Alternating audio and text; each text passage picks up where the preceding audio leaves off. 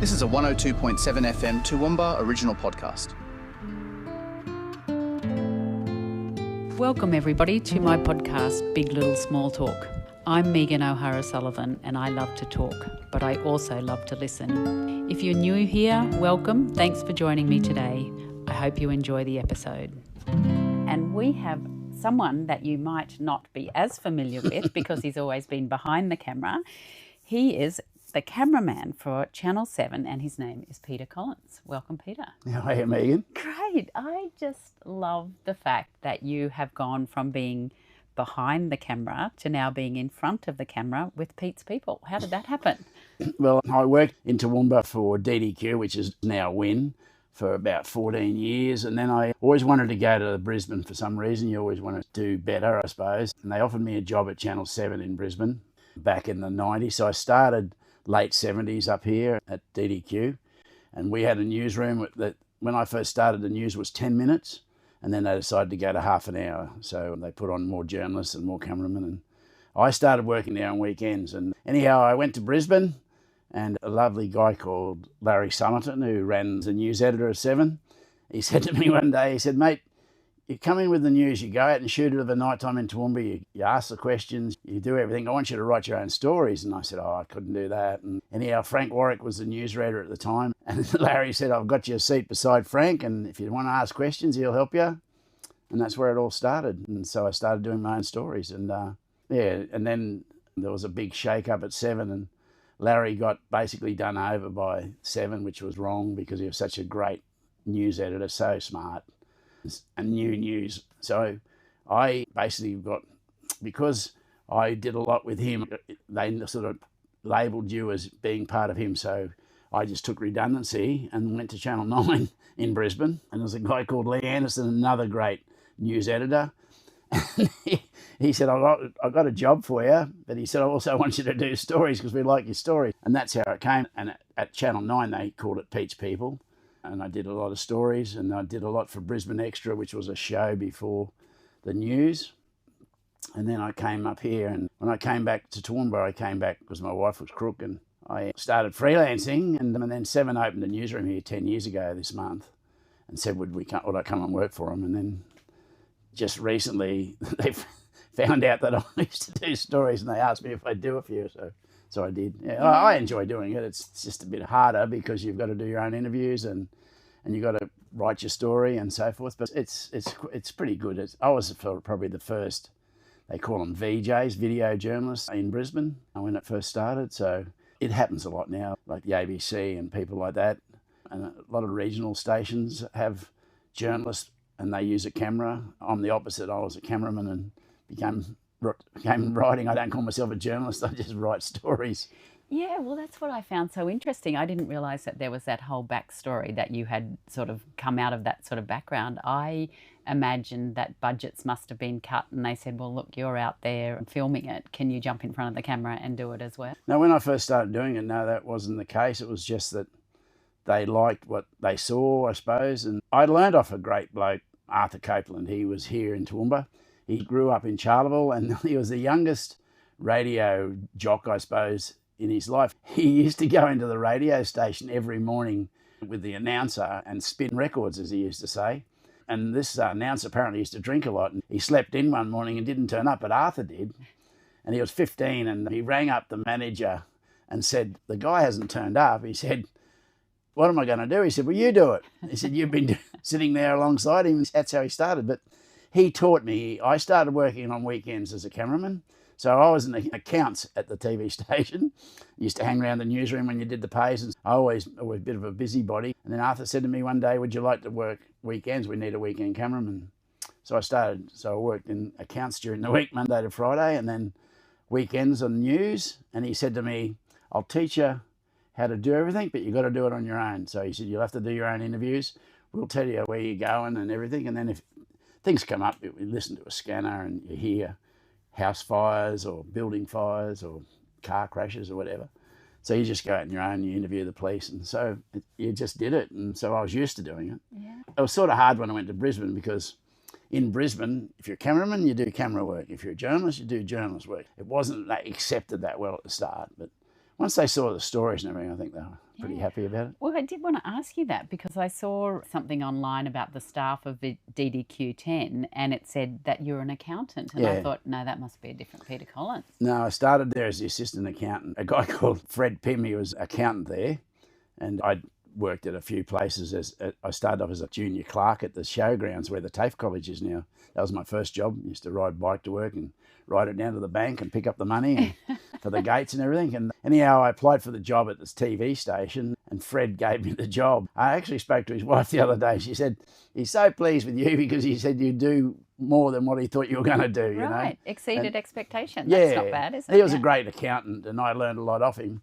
But I suppose I'd go to the newsroom to hand out the pays and then you'd end up there. And then when I started working weekends, then because I work weekends, if they were short of a cameraman during the week, they'd come up to my desk and say, oh, can you go out and can you work for half a day here and then come back and do that? And then I'd stay back at work at night to catch up on my book work. So that's how it all started. And Peter, was the lure of, the media and stuff, was that a whole lot more exciting than being the accountant and doing the payroll and stuff? Yeah, it was probably just people.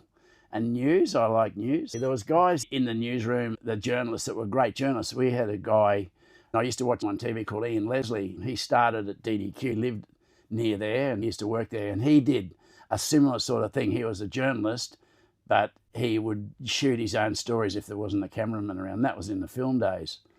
And then there was another guy called Brendan Ward who married Jan Event, and he was a cameraman here. Well, I was going to say Ian Leslie was the guy on 60 Minutes. Yeah, Ian Leslie and Ray Martin and George Negus were the first, and Jan Event were the first four for 60 Minutes. So they were Brendan, rock stars. Yes, they were. 90s. Ian Leslie was a brilliant journalist. They all were. George Negus, Ray Martin, just lovely, great people. I've met all of them, and just to talk to them, they're just so newsworthy people, and they just so good at their job. And Brendan was a mate of Ian Leslie's, so Ian told him about the job in 60 Minutes, so he went down as a cameraman and used to do a lot of jobs with Jan Event, and they ended up getting married. So, oh, right. Yeah, so, and Brendan was from Toowoomba as well, so there's a lot of great people have come out of Toowoomba, not just the TV, but the newspapers and the radio. People have gone all over the place. Sean Cosgrove, he was up at the station. He worked at the radio station here. He ended up being an announcer on a lot of those game shows and that in Sydney. Right. Still working down there, and yeah. So tell me about growing up in Toowoomba then. Like, you're obviously Toowoomba born and bred. Yeah. No, I wasn't. No. I was born in Sydney, and my dad had a massive heart attack, and the doctor said, you've got to get out of what you do. He was a fitter and turner, but he was an engineer, and he was very smart. My dad designed the first electric jug or kettle. It was a kettle, but electric jug first, and he designed the first kettle. Anyhow, there was four boys, and Mum had four boys, and then Mum had polio and couldn't have any more kids, so we ended up adopting another four. But we ended up buying a farm, a little place called Mobile, which is near Brunswick Heads. And we bought a dairy farm. They bought a dairy farm, banana plantation, and small crops, and so we grew up on the farm. And so even in my last, we were there for probably 10 or 12 years, and they put it up for sale because Mum and Dad moved to Toowoomba. But it didn't sell because things were, like in those days, I think they paid £10,000 for the farm and they wanted $20,000 for it, and that was basically what £10,000 was. But it wouldn't sell, so he said to me, you got to stay here with my grandmother and milk the cows. So there was 100 cows you had to milk morning and night. So I'd milk and get up at 5 in the morning, go milk the cows. We used to have to separate the cream from the milk, and we had pigs, so the pigs would get the milk and the cream would go to Norco in Wollumbar. I would be on the tractor driving down to the gate as a bus was coming along the highway and drop the cream off in the cream shed, and then off I'd go to school. I did that for 14 or 15 months before the farm was sold. I was with my grandma, she was great, but she would give me breakfast and dinner and so forth. But yeah, so I just grew up down there, which was a great life, and then came here. So were you the eldest of that first lot of four boys? No, I was the third. And why were you chosen to be the one who stayed? Because my other two brothers left, because they grew up. So my oldest brother's 8 years older than me. He just got married about a year before. My next brother, he was 6 years older than me, and he wanted to be a train driver, a bus driver. So he went to Sydney, and so I was the next one down. Then my younger brother was 2 years younger than me. And then we had two sisters that were adopted. We got them when they were 2 days old. Both of them were dropped off at the adoption centre, like one in a box and one in a basket, apparently. And so Mum and Dad adopted them. And then we had a deaf girl who came when she was about 12, and then she got to 16 so she could go on her own then. So she went back to Sydney. And we had another young guy whose father was a bank robber, and he was in jail. And so they fostered him out, and they said they needed somewhere for him to go for Christmas. So he came to our place for Christmas and ended up staying until he was 16. So he went back to his dad eventually when he came out of jail. And the other sister, she went to Sydney to go back to family down there.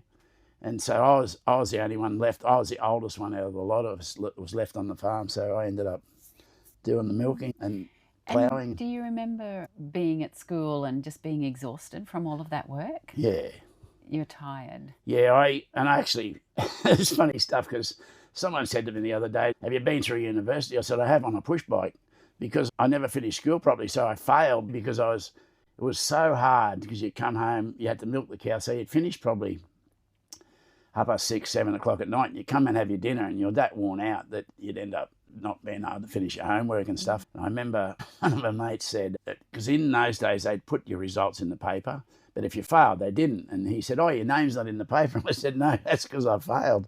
So basically, I had education, there's no doubt about that. But yeah, my mum was great. She sort of always helped you do stuff and understand stuff. She was a wonderful woman. But Dad was very tough. You'll stay on the farm and you'll do that. I think I was 14 and a half or something, 15. And you just did what you were told. And we went to public school. And I remember we had to go for an interview at Wollongbar High School for the next year to go to high school. And I was in there with Mum and Dad, and the headmaster spoke to him and said, this is what happens. And as we were walking in, he says, hey, boy, make sure you got shoes on when you come. Because when we went to primary school, no shoes. And we walked around the farm with no shoes. Your feet were pretty tough. Yes. And I'd have to go out in the morning and you bring the cows in, and it used to get pretty cold down there. So, but it'd be on dark, because you had to, if you didn't start at 5 o'clock, you didn't get it done by the time you had to go to school on the bus. So, and it was a half-hour trip to Wollongbar on the bus. So but it was a great life. Isn't that what they say? Isn't there a certain name for putting your feet in the cow poo because it's warm? Isn't there a certain name for those shoes? I think there is, and we used to do that. Like this is nice and warm, and then you just hose them off when you got to the dairy. So you're none too precious, Pete. So did your father's health improve then when he got to the... Dad, he just like bit off more than he can chew with this farm? Dad was a very smart guy, but very tough. And he could adapt himself to anything. He was just one of those people, he'd read a book and then do it. I remember my grandma moved up from Sydney and she had nowhere to live, and he said, well, I'll build your house on the farm, and so he just got the plans and he went and built the house. In the end, he built about 4 or 5 houses for my grandmas and my brother and, different people. So he was very smart, but you did what you were told. It was a pretty strict upbringing, and that's just the way the era was, I think. You did what you were told, that's right. When you said about your mother having polio, how did that affect her health? Yeah, Mum was never a healthy woman. She had polio. She had polio as a kid, did she? Yeah. Oh, probably, as a kid. In the teens, she had polio. And it was pretty bad in those days because she had to wear those stirrups and stuff like that. And then she had a massive operation, which they cut round the throat to get thyroid. A thyroid, so they took that out. So she was on tablets for the rest of her life to replace the thyroid. So that made her really sick, but she was just an amazing lady. Her work ethic and that's what we were taught. Be honest and work hard, and that was your upbringing, which is great. That's your life lesson. Yeah. Listeners, you might recognise this voice. This is the voice of Peter Collins. He's my guest today on Big Little Small Talk, and he is the long-term 40 years, I believe, that you've been 48 being a cameraman. years I just went 48. into. Right. And I never started being a cameraman until I was 27. So how did you end up getting to be the accountant at DDQ? So my first job was a junior clerk at the showgrounds, and then I went to a place called New Zealand Insurance, which I was a clerk there, and I didn't like it. And I remember going home at the dinner table, and I said to my dad, I'm going to leave. And he said, well, you're not leaving until you find another job, And I got a job at a place called Vanderfield Machinery. Gordon Vandersea was the owner, a really nice bloke. And so I worked there, and I studied accountancy at TAFE, because I had to go back to TAFE to get it was called school certificate in New South Wales, but it was junior up here. So I had to go back to TAFE and study to get that. And I studied accountancy, which I never finished. And then I was the accountant at Vanderfield. And so you did all the accounts and paid all the bills and wages and all that sort of stuff. And then I applied for this job at the TV station, because I'd been at Vanderfield for 10 years, and the place was great, but it got really big, and then other people moved in and it got pretty tough, and I thought, I don't need this. And I said to Mum, I'm going to leave. And she said, same thing, don't you leave until you got a job. And in those days, you could go down to Centrelink, which was called something else then, and apply for jobs. But I didn't. I just saw the job in the paper and applied for it, the TV job. And then Fred Pym, this guy, he's still about in Toowoomba, he's a great bloke, and he came round and interviewed me at the house, and I got the job. And I said, look, some of that stuff I've never done. He said, you'll be right, I'll teach you. So that was great. What do you think Fred saw in you that he thought you'd be competent enough to do it? I don't know, because he would have spoke to a lot. I was probably the worst one he would have interviewed, But I don't know, he just said, no, you're the bloke. And he was so good to work with, like he was so smart. And he ended up being a partner at Chesman's Applegarth. Oh, yeah. The accountant's there, so he was a partner in that business. So he left the TV station, and I was there about a year, and then he left. And they didn't get an accountant for a while, so I was doing that job, trying to do that stuff as well. So it was pretty interesting. You go in the board meetings and stuff like that. And you said that you were at Vanderfield for 10 years. What was happening with your friendship groups and your personal life and all of that at that stage? Oh, I met my wife then, because when I was going to TAFE, her brother was going to TAFE, and he said, oh, do you want to come to a dance? And I'd never been to a dance in my life, and they lived in Gumbunji. And I said, oh, yeah, I'll come out, because, we had a great life. I always have cars, so I'd have hot cars and stuff like that. And so I went out and I said to him, we were at the dance, and he was talking to this girl all the time, and I said, who's that girl? And he said, oh, that's my stupid sister. And yeah, I was pretty keen. And so, yeah, it sort of worked out really well, and she's been a great wife. The stupid sister turned out to be not so bad, hey? Amazing lady. And did you then have a family of your own, Pete? Yeah, we've got 3 kids. We got a oldest girl, Zoe, and then Jared, and then Lucy. So they're all grown up. And did they follow in their father or mother's footsteps in their careers, or? No, the girls sort of did a lot of things like Debbie did, but no, Jared's a train driver in Mackay. Zoe's married, and she's had a lot of different jobs in offices and so forth, but she's got 2 little girls now. And Lucille's a psychologist at a school in Brisbane. Yeah. So they've all got good jobs. They're all very smart. Yeah. Peter, in the short time that we've been talking, there's recurring things that you keep saying. One, really great person, you must see things through a real glass half full type of, and you view people and you like people, obviously. Yeah. And how smart people are. Like, is that something that you sort of really value or you really admire in people? Yeah, I think I just like good people, more honest and hardworking than anything. And that annoys me sometimes when you see things that people don't want to work hard, or, if they put a bit of effort in, they'd be a lot better off, and they don't want to. But we were brought up like that. We were doing things on the farm that grown men would do, We were ploughing all day on the tractor, or everyone had to do something, And then you came home and you had to do the washing up. And on the farm, there was no town water, so you were relying on the tank water. And we had a chip heater for a bath. So it was like a circular thing with a fire in it that was hooked up to the cold water. And when we had baths, the youngest had a bath first. That's right, and Dad went last. That's right. And so the water would build up. So I was lucky that I was third. And hope none of the little ones did a wee in That's it right. before you Exactly got in right. And then Dad would have that bath, and Mum would have a fresh bath. And then when the girls came, the same thing, and that's the way we grew up, and it was just a great life, because you knew nothing else. So the hard work that you did, which would be, if you asked someone to do that today, it's hard work. It wasn't hard work because you were just taught to do it. And you did it. You got up in the morning and went and got the cows in.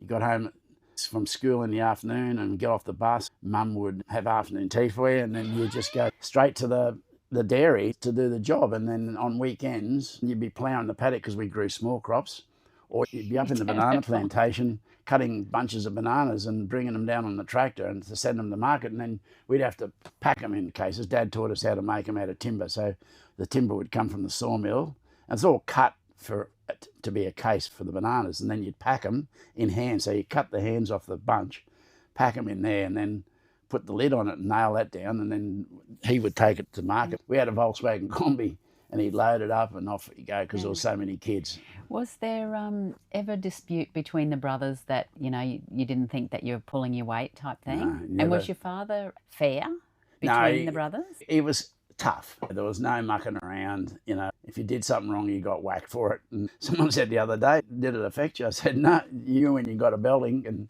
you just accepted it for doing if you did something wrong. And most times you didn't do something wrong, so you didn't get hit. But no, he's very serious sort of bloke, because I don't know why. I think it was just that era. He was brought up in Redfern in Sydney, so that's where he worked. And so it was a pretty tough life, because I can still remember my second eldest brother. He was a really nice bloke and very. He was a nice bloke too. Yeah, very placid, and blokes used to pick on him because he was very tall.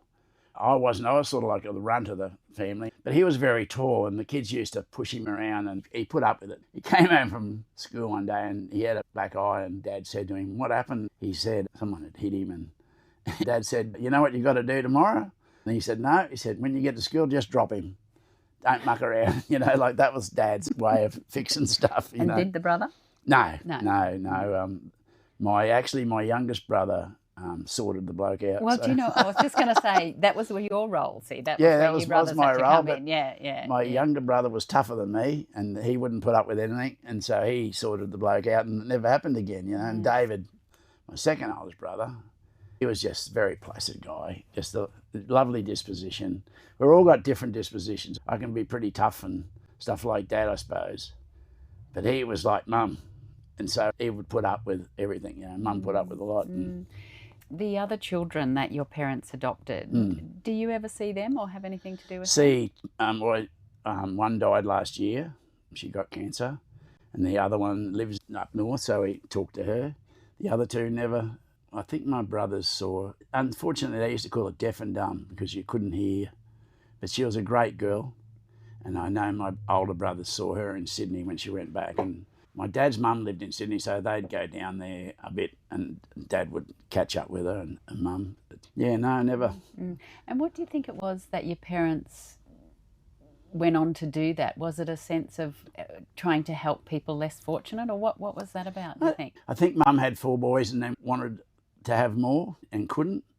And so they decided to adopt. And they said, well, before you adopt one, you have to have one like a foster person. And that was a deaf girl. And so they got her. And then as soon as they got her and the adoption people saw that they looked after her, they said, oh, we've got another one. And that's when the boy came. And he came for Christmas and stayed for the rest of his life till he grew up. And then the 2 girls came later on. So once those 2 had come, they must have thought Mum and Dad were ready to adopt. And they rang up. I remember them ringing up, and Mum said, oh, you're getting a sister. And I said, when? She said, tomorrow they're dropping, we go down to pick her up in Sydney. And they'd both been put off at the adoption centre. I think one was taken in there, and they knew that people, and then the other one was just dropped there, and then the people went. So, and that's what happened in those days, it's in the 50s. Yeah. So before we leave your parents, you said about your father inventing the kettle. Did anything come of that? Like, did he patent that or anything No, like the that? company he worked for did. So it was called a Guildford. And I've still got one of the kettles at home. We kept it. It doesn't. One of those Bakelite ones. So there was you remember the jug, the electric jug? Yeah, sorry, not Bakelite. And then the kettle was Ceramic. aluminium, Oh. or stainless steel. So it was a stylish looking thing. It was nice, big, round, and it had a beautiful black Bakelite handle, and then it plugged in at the bottom. So he didn't get the rewards from that or anything? No. There was 2 blokes who owned the business, and I think that's why Dad got crook, because they'd be off playing golf all the time. And he was running the show, and there was a few people worked there. And we lived on the Blue Mountains, so first of all we lived in Sydney, and then Mum and Dad moved to the Blue Mountains. So Dad would get the train to Sydney, and that's the train that crashed in Sydney, and they had a big accident in Sydney, and Dad used to go on that train, but he knew all the names of the people because they used to talk to each other on the train when they went there, and the train driver lived in our street where we lived on the Blue Mountains, but Dad would go to work at 6 o'clock in the morning, and he wouldn't get home till probably 8 o'clock at night, so the only time we saw him during the week at night time was Friday night, and he'd bring lollies home, and we'd be able to stay up and to see him, Yeah. And then he often went on the train. Sometimes he'd drive the car, and we had an old car, like they call them vintage cars now, but when he used to back out of the driveway, I used to stand on his side on the running board. Yeah. And my other brother, little brother, he would stand on the other side, and Mum would be out there waving goodbye. Anyhow, as we went down the gutter, I fell off and Dad ran over me. And so Mum was singing out and the wheel was on my head. And so I see the scar there. Yes. So it went right back here. So the wheel was on my head and Mum said, no, come forward, So I was in the gutter and under the back wheel. And so Dad came forward. So I ended up going to hospital. And so I had fractured skull and, sort of stuff. So I was pretty lucky to get where I got today. What a story. Yeah, it's an amazing life. That is a story. You wouldn't believe it if you wrote a book. No, that is true. I'll just remind the listeners that you're on Big Little Small Talk with me, Megan O'Hara-Sullivan, and we're talking to Peter Collins, the cameraman and ex-accountant from Channel 7 and DDQ10. So I have to ask you, Pete, do you want to be Jenny Woodward when you grow up? No. Did you work with Jenny? Yes, I did. Yeah. So her name was Jenny Mackey. Yes. And I actually drove a wedding car at a wedding. But Jenny was great. She was in production at DDQ. So where the newsroom was, production was there. So it was a great place to work because you did everything. So you were a cameraman in the news. On weekends, they'd say, do you want to work at the football on the weekend? So you'd go and work at the athletic oval. So there was 3 cameras. There was one that ran up and down the side. And what would happen, and we couldn't do it live, so we would shoot the first half of the football, and then we'd grab the tape and run it up to DDQ, and they would start playing it. So anybody who was at the football, they'd be watching the second half, but the people on the TV would be watching the first half. And then you'd finish off that, and then up it'd go. So someone would be directing it and cutting it, so it would all be ready, and then as it was playing. And then we'd go up there, and then we did the Carnival of Flowers live. So we'd work on the camera down there, and you did a lot of things. We had the great summerthon weekends. We'd have raft races at different dams and things like that, and you'd go and work out there. Jill Ray was, and Ebenezer was a dragon, so it was a guy called Errol Morrison. He was a dragon, and Jill Ray was the hostess, and she was great. And you'd shoot a kids' show and things like that. If we went out of town, which we would do every week, they might say, you're going to Gundawindi today, and you got to come back with 3 stories. So they'd have the stories for you. There'd be a main one that you did, but there was you couldn't send it. You had to drive it back. So you had to be back by news time. When you're out there, they'd say, oh, while you're there, can you shoot these commercials?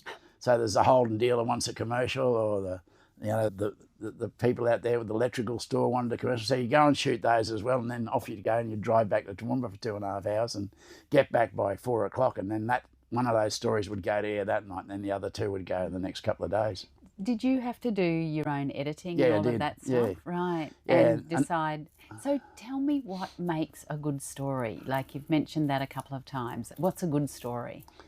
Well, And how do you structure a good story? I think that it's just the people that you get. So if you get people that give you the answers that you need for that story and tell the story themselves. And I see a lot of journalists these days want to tell the story themselves. Let the people tell the story. And that's what I do. I've been lucky to learn off great journalists. There's some wonderful people out there. I work with when I worked in Brisbane, and when I worked up here, there was Arthur, of course, Arthur didn't make a mistake. You know how journalists will speak to the camera, so we call it a piece to camera or stand up. Arthur would do one, and you say, you want to do another one, Arthur? And he'd go, why? Because he never made a mistake. He's that good. And I learned off all those people. Frank Warwick was the same, just so good at their job, and to learn off them. They help you write a good story. And let them talk, and you only have to join it up with a few words. You don't have to say too much. Let them say it because it's all there. The good thing about working at 7 in Toowoomba at the moment is in Brisbane, most of those stories are hard stories. Whereas What here, do you mean by hard story? like there'll be a house fire Right. or a murder or a fatal accident or something. And in it, there'll be hardly any nice stuff, you know. Whereas here we can do those sort of stories, which is great in regional. You know, I thought I'd miss Brisbane, but I don't. You know, like I mean, it was every day I'd drive down, every day I'd drive home, and sometimes I'd do it twice. So they get to Brisbane, and they say, "Oh, can you go back to Gatton or can you go to Dalby?" And then in those days we didn't have the facilities we got now to send pictures, so you'd have to drive it back down there. You know, sometimes you put it on the bus. You know? So tell me about, you know, you say, oh, let the people do the talking, but I know myself, like camera comes in front of you and you just end up being like a deer in the headlights. And for you, is that just excruciating to watch these people freeze and it's sweat? hard. And It's hard for people, and it's probably even hard for me if I had to do it. But I always tell them, look, just think you're just talking to one person. You know, there's heaps of people out there going to see this, but you're talking to me. And once you'll get going, you'll be right. Because if you've got the right, you're talking to the person that the story's about, they know what they're talking about.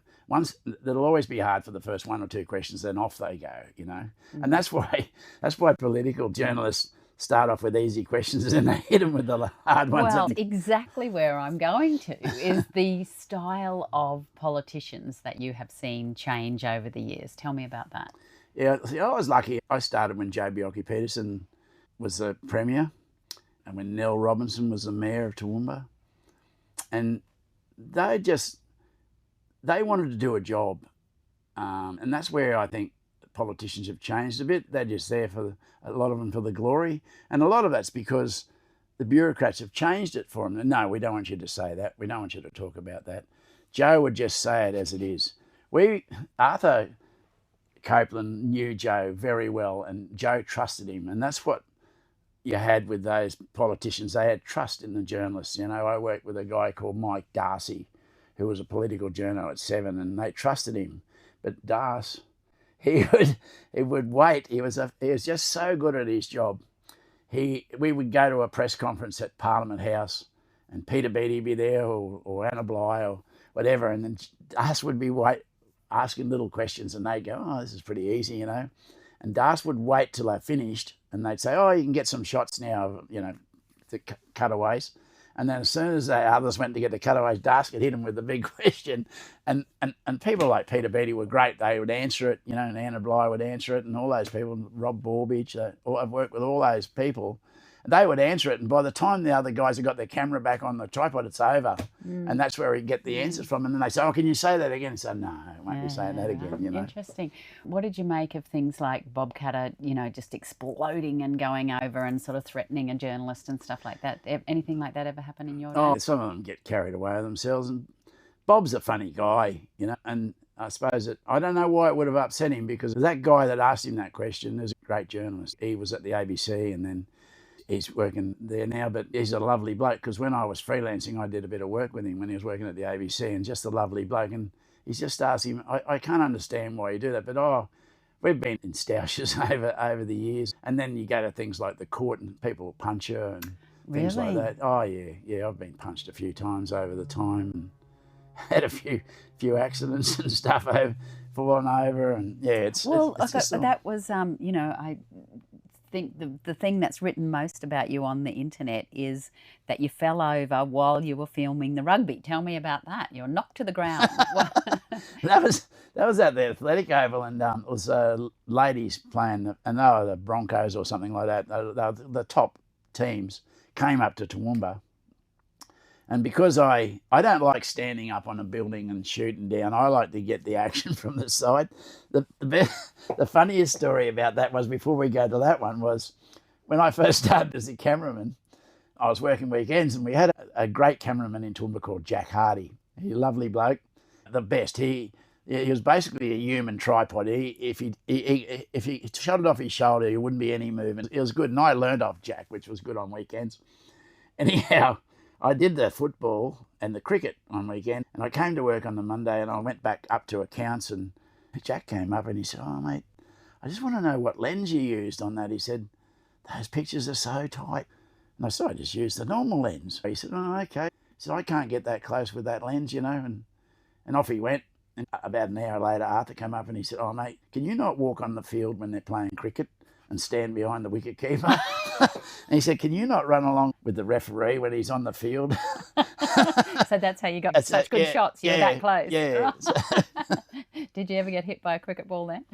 No, I never got hit by a cricket ball. But then at the athletic oval, the girls were playing and they just came running at me. So I'm probably from the end of that desk to here, the end of the border on the field is over there, but I was here and they're just coming at me. So I've grabbed hold of the camera on the tripod and they've hit me, and that was fine because I sort of went back and stuff. Two girls also wanted to tackle them and they were behind them and they never saw me because I was in front of the other two girls. So they've just hit them and then I went flying up in the air. The camera, it went up in the air and the tripod went over and busted the legs on the tripod. And then I picked myself up and the girls come over and apologised and picked me up.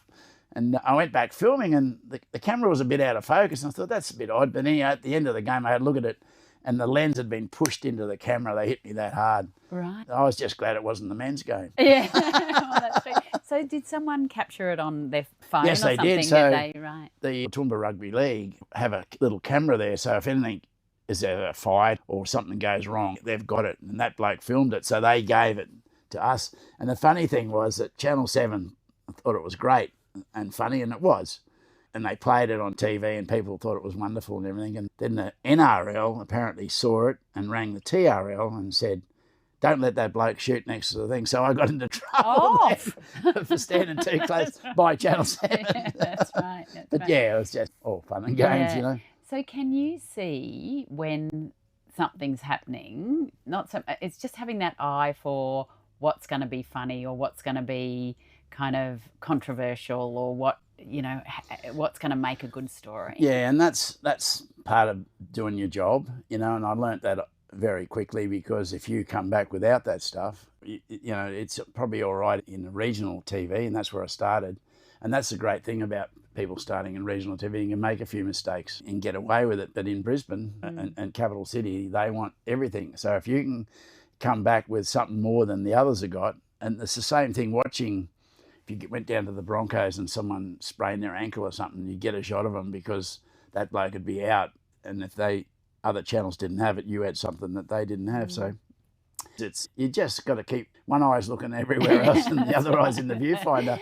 So when I first met you, I'm terrible with people's names and I could never remember. And the only way that I could remember your name was I'd go, Peter, the reporter eater, because there were so many different reporters cycling through, you know, and you were the one constant. Yeah. So have you seen a change in style of those young journos and attitude? Yeah, their attitude is not as good as what they do, and they've got their own opinion now, you know. Like, no. and that's great, but it's not when you're trying to help them. And if they don't want to do it, they don't do it. And it's quite sad because, being a bloke of my age, it annoys me. And so I'll go to the point, well, if you don't want to learn, I'm not going to say too much. You know, I'll always shoot a great story and make sure we've got everything that we need, but I'm not going to go out of my way if they don't want to learn. And there's a lot of that.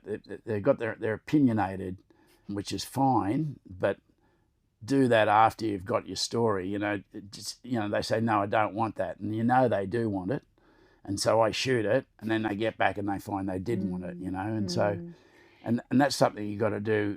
You know, we have in news they have a story which would usually a minute 20, or they have an RVO which is called reader voiceover. So the newsreader will read it, and the pictures will come up, and there might be a quick interview, a grab from them.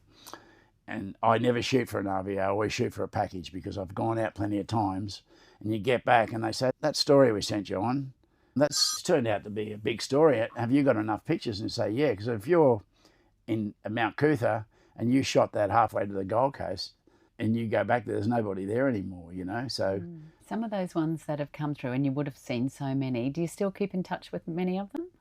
journos. Yeah. It's funny, some of them ring me sometimes, they'll see, I don't do Facebook, but people put stuff up about me and they'll ring up.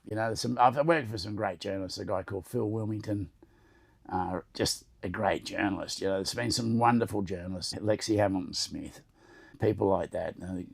Just great journos. I was lucky to work in Brisbane for 26 years and go overseas. Like, I went overseas probably 5 or 6 times. Because there's so many cameramen, you don't get a trip all the time, and I was lucky to go to America 3 times with Peter Beattie.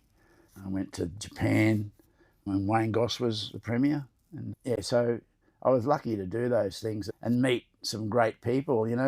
I think it doesn't matter who the people are. I've met great people here. And I've got a mate who was a cameraman. He was a cameraman here back in the 80s, and he went to London, and he rang me up last year and said, I can't believe it. He said, I'm seeing stories that you do in Toowoomba. And he said, you haven't seen any of my stories, and I'm working for the BBC. And he said, it's just amazing the amount of news that comes out of this area, but you've got to chase it, and it only comes out if you go out and get it, But yeah, and I met some great people over the time. We went to America and met Bill Clinton, and George Bush wasn't in charge then. He was a governor in Texas, and we went to see him and met Rudy Giuliani, who was in New York when 9/11 happened, and stayed there and was the mayor until the end, and then he got Until tied he up. became a nutter. That's Exactly right. But Peter, you talk about people, how many great people you've met over your life, and sort of, I think you genuinely see the best in people. I think you would have been sort of right at that front line of seeing people in distress, accidents, fires, and you're talking to them. But a great act of kindness that you showed to me was after I ran for the state seat and I'd clearly lost, and you just the kindness of words that you said to me was really touching. I don't think I'll ever forget it. So I think you've given that kindness to other people too. Yeah, I've been to fatal accidents, and the family turn up. It's pretty tough. But, yeah, it can be knocking around, and other times it's just wonderful, Do you get counselling or debriefing when you work in your job? Do counsel yourself, and that's the great thing about knowing the police and the fireys and the EMPOs. Over the time, you go to. I'll tell you a story. In I think it was 8 days, I went to 12 deaths. I remember going back to work. Went to work there was a father and daughter killed at Millmerran, and then 4 people killed in front of the Gatton College, and then 3 doctors. I think 2 of them drowned at Fraser Island, and I was in the chopper that day, so I went over there. And I remember going to work, and the boss, Larry, who was a great bloke, said... Another great bloke. He was the news editor at 7, and he said, mate, you're not to go to any more deaths for a couple of months. He said, it's just too much, And I said, oh, yeah, no worries. And I knew that things would happen. And because I worked in Brisbane, but when I came home, I'd looked after this area, and that's what they wanted, because when I was here, so many great or big stories came out of Toowoomba. He said, I want you to shoot them. So they gave me a car with all my gear. So I had a car 24 hours a day, 7 days a week. Anyhow, he said, so today we're going to send you to Pinkenbar, to the school. It's 100 years old.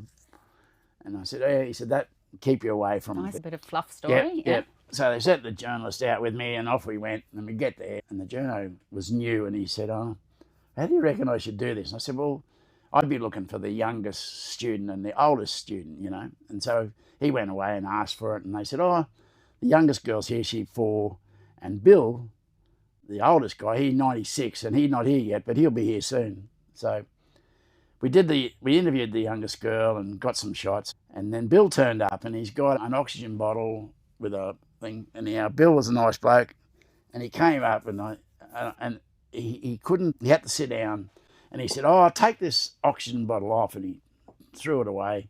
His daughter was with him, and he sat in the chair like you, and I'm sitting here like this with the camera like that, and Bill's a great talker. And the last question he asked him, he said to Bill, "Did you ever get the cane at school?" And Bill went, oh, and next minute he hit the camera, and Bill had died while he was talking to us. And oh my God. so we pushed him back in the chair and did CPR, and there was an ambulance guys there, but they couldn't save him. And I spoke to his daughter and I said, I'm sorry. She said, oh no. He said, he hasn't been well. Anyhow, the ambo said there'd been no oxygen in the bottle. He'd been breathing on his own for probably days, but he just didn't get it filled up. Anyhow, I said to the daughter, I said, look, it's such a great interview. Can we use it and just say at the end that Bill passed away? She said, yeah, that'd be great. So we did that. So anyhow, a lovely tribute. I went back to work and the boss said, how'd you go? And I went, 13. You're not going to believe it. I said, 13. He said, what, another one? I said, yeah. Oh, God. So that is an unbelievable story. yeah, so, and there was a Channel 10, I think it was, had turned up and later than us and wanted to talk to Bill.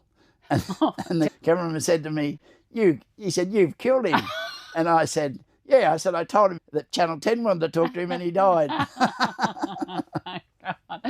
I think you'd have to have that black humour, I think, doing the job that you do. Yeah. Yeah. It's sad because you go to accidents, and especially these days, people put stuff up on Facebook and people see cars or trucks and then the family turn up, and it's very sad to see what happens. And then I went to a fatal on the Gatton bypass and ended up giving the rest of the people in the car a ride home.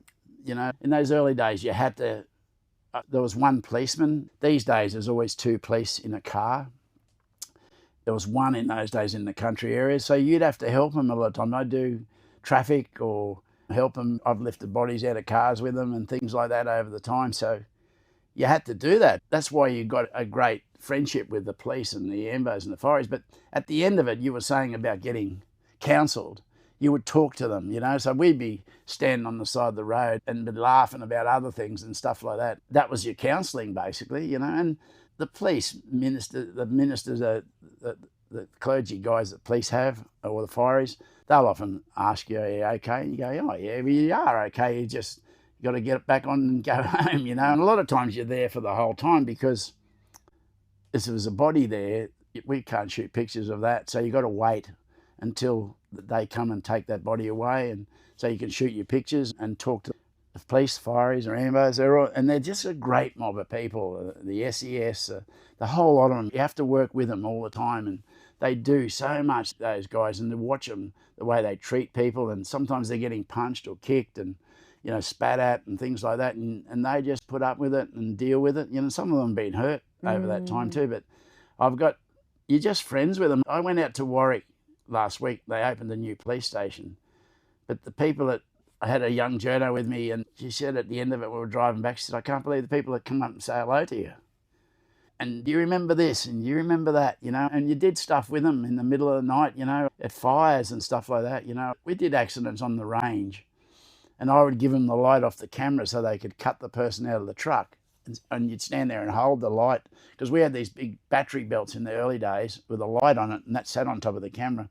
So I'd take it off the camera and go and hold it so they could cut the people out. And so but people don't want to see that sort of stuff, so you help them out, and that's the reality of their job, isn't it? So by my calculations, we're at 74 years old. Is that right, Peter? Yeah. What's the plan? I don't know. Plan? There is plans. I've got to retire eventually. I mean, I do love it, but I'm 75 in January, so. But I think I'll keep going for a little bit longer. It is just definitely got to happen. I mean, you can't keep going, you can keep going, and I've been lucky that I'm healthy. You might be like Bill.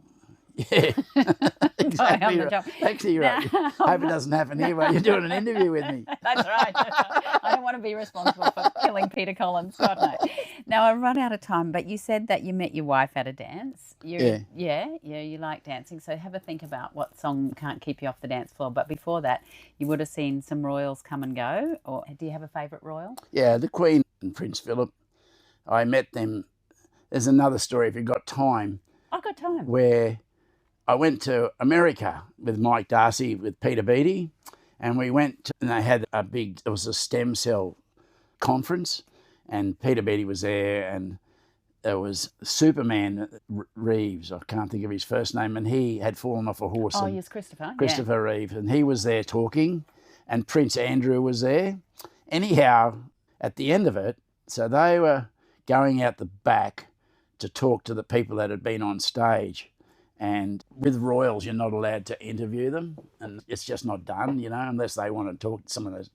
Anyhow, they said to all the media, so there was CNN and NBC and all these TV stations. I think we were in line.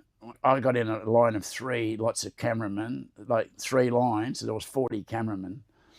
Anyhow, they said to them all, do you want to go out the back and get shots of Christopher Reeve and Prince Andrew? And they said, no, we don't, because they're not going to talk to us. So Mike Darcy said, do you want to go out? I said, yeah, I'll go out. And I went out there, and Christopher Reeve had a thing that he spoke through, and you could hear his voice, but it was like a funnel. And Prince Andrew was out there, and I said, oh, can I talk to you? And they said, yeah. So I did an interview with them both. And the lady that asked me if I wanted to speak to Prince Andrew said, are you from Australia? And I said, yes. She said, oh, I'm from Brisbane. And anyhow, and I said, yeah, I'd like to talk to him, and Christopher. So we did that. She came out, and she must have told the other media that they spoke. So CNN and all of them wanted the interview. So Mike Darcy is a great political guy, but he was great at organising stuff. And we'd gone over there, and the cost of sending our news stuff back every night was about $2,000. So and we'd only our second day there. So they said to Mike, can we have the interview? And he said, yeah, can we use your facilities to send out while we're here for 10 days? So CNN agreed. So we got our stuff sent out free every night for the next 8 days, and we gave them the interview. But the lady, so she said to me, I said, oh, how long have you been here? She said, well, Prince Andrew is my first royal I'm looking after. But she said, oh, if I stay here, I'll move up the ladder. When the flood happened in 2011, the Queen came out and Prince Philip and met the people from Grantham in Brisbane, all the flood victims. And I was with Spencer Jolly, who was a political reporter for Nine, and we were sent down there to try and get some shots of the Queen. And he was at Parliament, so I picked him up and we went over there, and all the media had been shushed away. They said, no, you can't stand out the back and get the Queen. And I just happened to come in from the other direction with Spencer, and he said, you go, I'll stay here, I don't want to get into trouble. And this girl sang out to me, and she said, Peter, she remember me? And I said, yeah. And she said, do you want to meet the Queen? And I said, yeah, that'd be great, because can I get some shots of her? And they came out, and the Queen spoke to me, and Prince Philip. You are so tinny. Just are lucky. so tinny. Now I've got 2 seconds left. Tell me your song that can't keep you off the dance floor. Well, any of those songs, like, I didn't even know how to dance. My wife taught me how to dance. No. But like any of those songs that the bands play, like the Canadian three-step and all those songs, they just get me going, I love to dance. And I don't do it that much, but when you do go to a dance, and my wife loves dancing. She's a great dancer. She's great at everything. That is a perfect way to finish this interview. Don't say any more. That's just beautiful. Peter, thank you for being my guest today. No worries. It's been a pleasure. It's my pleasure. You asked all the right questions. There's hope for me yet. Yeah, good on you. Thank you. Thank you. That's it for this week. Thanks for joining me on Big Little Small Talk. I hope you can make the time to join me next week. If you've enjoyed this episode, please subscribe on your favourite podcast app. You've been listening to a 102.7 FM Toowoomba original podcast. For more podcasts or to listen to live and local Toowoomba radio, please visit 1027.com.au or listen on iHeartRadio and Community Radio Plus apps.